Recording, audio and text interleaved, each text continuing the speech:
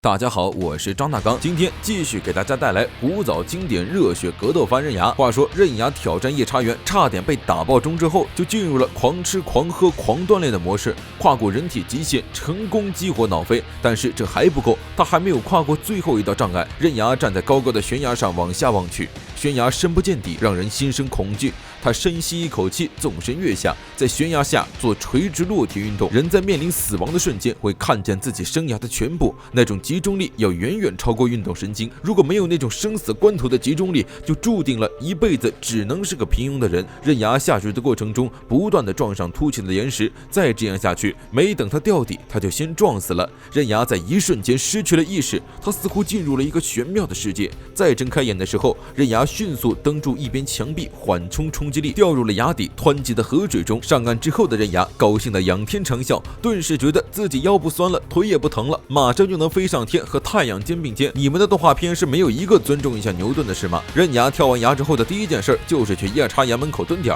要说这夜叉岩也是实诚的，出来的那叫一个快。这次刃牙学精了，用火油把夜叉岩围了一个圈。夜叉岩的后路封没封住不知道，反正自己的倒是封了个结结实实。但没夜叉岩丝毫不为所动，狂野的摘下自己受伤的眼珠吃进嘴里，接着就是一声仰天长啸，绞紧刃牙之后，砂锅大的铁拳就往刃牙脸上招呼。不仅如此，夜叉元还不断的翻跟头挑衅刃牙，紧接着在空中急速翻转，对着刃牙又抓又咬。刃牙一个不慎被抓住，夜叉元锋利的牙齿就嵌进了刃牙肩膀。剧痛之下，刃牙下意识一脚踹出，正中对方下三路。没想到误打误撞，还真就找到了夜叉元的弱点。刃牙一个翻身跃到半空，挣脱束缚。这家伙的弱点看来和人一样。刃牙想着再次冲了上去，对着夜叉元的中线一顿拳打脚踢，但是对方的肌肉实在是太厚了，他那点力气根本不够。自己的胸前再次被划上3道爪痕，见这招不奏效，刃牙再次对着夜叉元的脑袋强力输出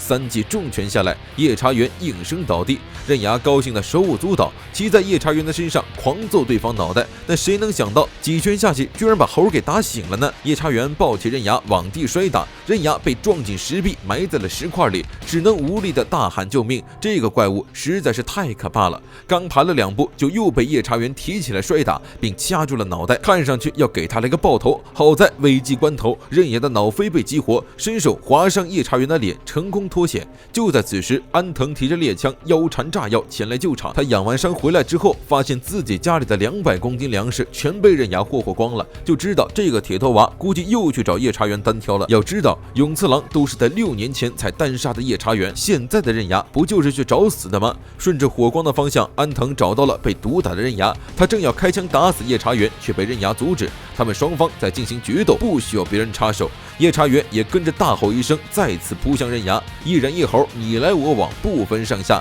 刃牙的身上再次多了不少抓伤，刃牙一拳打进了夜叉元眼睛的洞，给予脑部重击，并将拳头塞进了夜叉元的嘴里，成功封住了他的呼吸器官。终于，夜叉元躺在地上不再动弹。这个13岁的少年居然真的通过一己之力打败了这种怪物。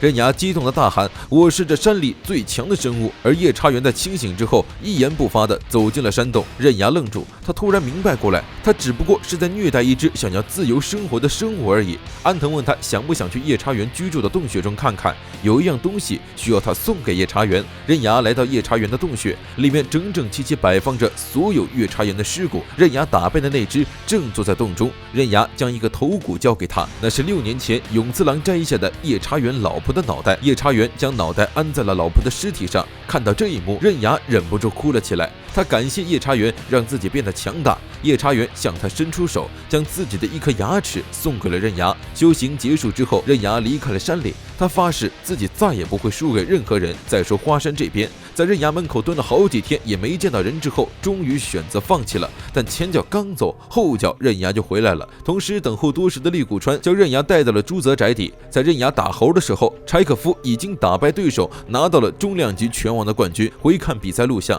现在的柴可夫已经有了明显的进步，但刃牙却说太慢了。当时和他对战时，柴可夫至少要比比赛时候快5倍。利古川找上了柴可夫，以1日元为报酬，要求他再和刃牙打一下。柴可夫根本不吃这一套，他毕生的愿望就是为了证明自己的民族才是最强大的。但是仅仅一个世界冠军根本不足以让世人承认，而且就连他的手下败将都认为拳击根根本算不上是格斗。说着，刃牙一击划破了训练用的水袋，戴上拳击手套之后就没有踢法扭法，被限制了这么多的动作，怎么能叫格斗呢？第二天就是重量级拳击的比赛。柴可夫在上场之前，在走廊上遇到华山组的挟持，两人之间的战斗一触即发。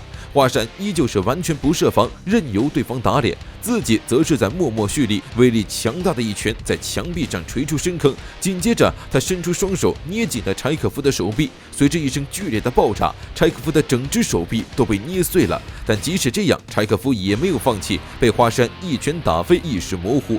他回忆起小时候输给爷爷后，爷爷告诉他，被打败不代表着输，真正的输是意志消沉。如果意志坚定，就算是成吉思汗也无法把胜利从身边夺走。柴可夫再次站了起来，他仿佛再次回到了大自然。华山又是一拳下去，将人彻底打成了重伤。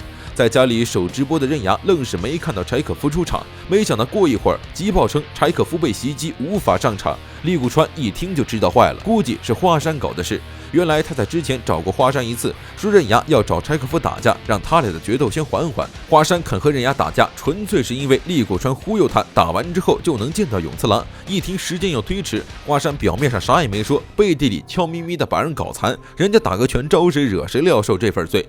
这也是刃牙第一次听说华山的名字，他打人从来不用武器，而且还专门废别人手臂。刃牙表面上不太在意，一到晚上就满头大汗的冲进了华山组总部，一脚踹飞桌子找他打架了。但这个憨憨搞的动静实在太大，架还没开打，先把警察招来了。踹了华山一脚之后，刃牙坐上利谷川的车扬长而去，着实把华山气得够呛，冲下楼去砸毁了自己的凯迪拉克泄愤。从他出道到现在，就没有人能把他揍趴下，这仇他记住了。华山捏断了柴可夫的筋，也就是说他再也无法参加比赛。损失了不少钱的老板非常不满，居然要抓他妹妹妮娜去还债。正巧碰上刃牙前来探望，赶走了老板。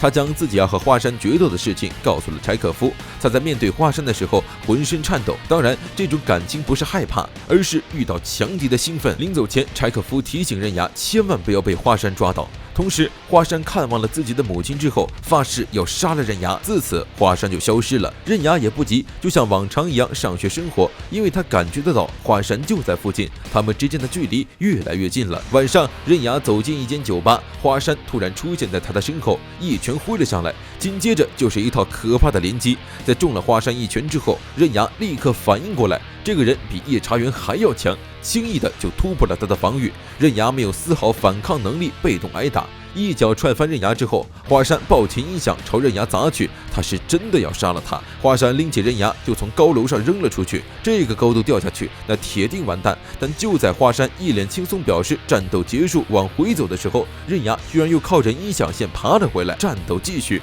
这可是他第一次豁出性命打架。刃牙飞起一脚踹向华山的脖子，华山依旧毫不设防，一把握住了刃牙的手臂，紧接着用力，刃牙大惊，立刻翻滚挣脱，仅仅一下，他的手臂就已经被勒得淤青了。紧接着，刃牙开始反击。自从上山修行之后，他的速度比平常快了好几倍。随后一拳正中华山人中，随后对着华山的脸连环踹，最后一脚将人踹到大屏幕上。华山起立的时候脱下全身衣服，只见他的背上有着整整1倍的纹身，名为侠客力。华山和刃牙的战斗到底谁能获得胜利？欲知后事如何，记得点赞关注，我们下期再见。